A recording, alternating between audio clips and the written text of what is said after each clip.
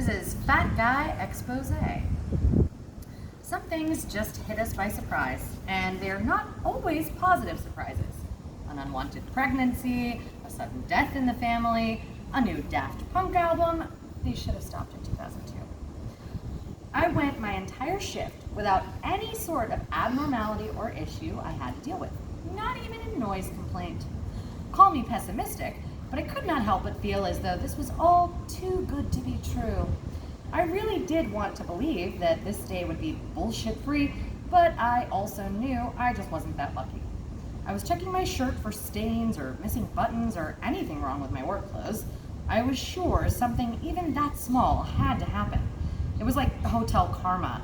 One flawless shift means you get a flat tire going home, or find a Rachel Maddow as your new roommate.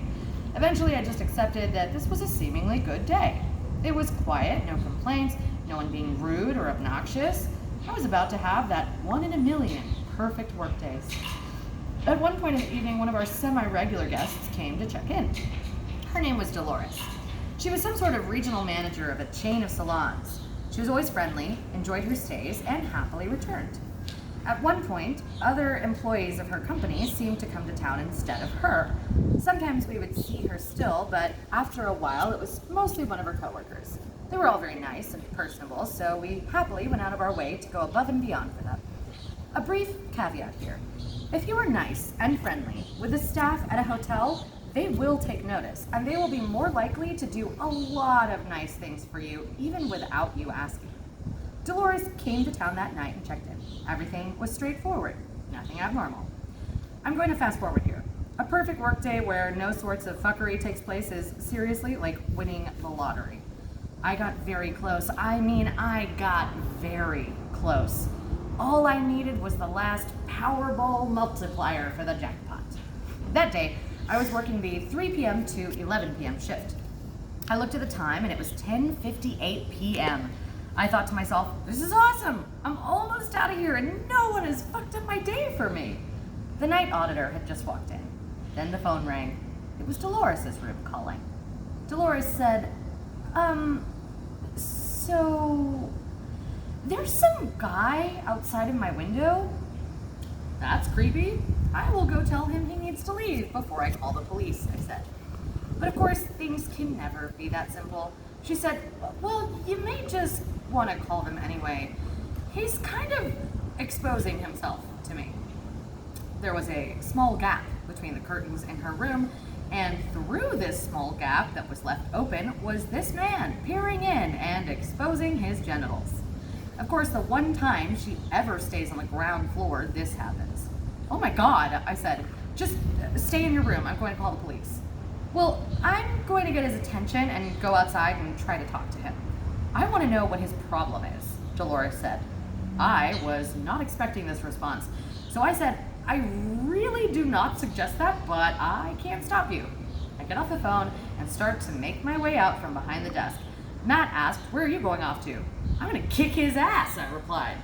I ran towards the back door and outside as fast as I could. I planned on calling the police after this man's ass kicking. I did not see anyone right away. I looked to the right, down the parking lot, and then the left. I saw Dolores beginning to walk around the left side of the building towards the front. So, as quick as I could, I ran back in the back door and through the lobby out the front doors. Dolores and I see each other and we walk towards each other. I asked, what happened?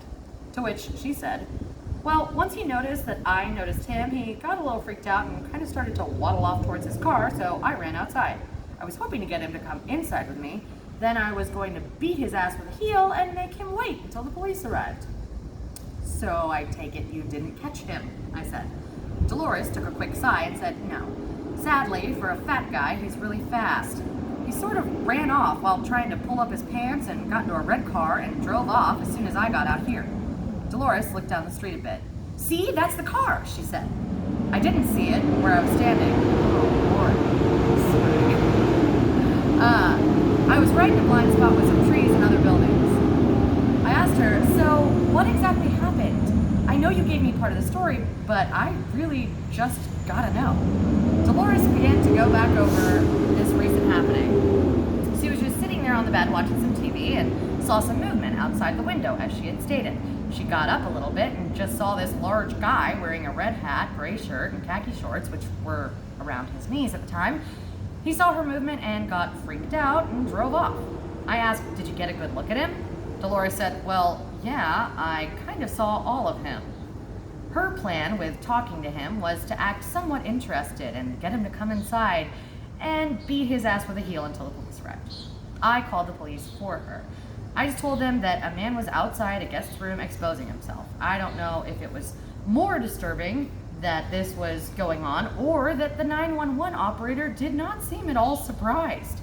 Matt, my night auditor, had a look of shock, confusion, and disgust. The police showed up a few minutes or so later. Dolores had just been waiting in the lobby with me. 2 police officers walked into the lobby. They all greeted each other, and one of the officers said to her, "Well, I'm sorry if this was your first exposure to our town here. Pardon the pun." After a bit of laughter died down, they asked if she could describe him. She brought her hand up to about right under her nose and said he was about this tall, and he was wearing a red hat, gray shirt, and khaki shorts, which he had pulled down so his genitals were exposed. Oh, and he was probably a good 300 pounds. He was white, probably around 50 years old. She pointed over to me. I told him all of this, too. One of the officers had this grossed out look on his face and said, "So we're looking for a short, morbidly obese, middle-aged guy?" The first officer said, "Let's go over here and talk for a bit," signaling over to the breakfast bar area. They walked over and sat down to fill out the police report. I proceeded to the back office to fill out an incident report. I just stared at the sheet for a while, not seeing anything on there about a man exposing his genitals to a guest. Eventually, I just gave up and wrote down in the blank space what happened. How crazy is this, though?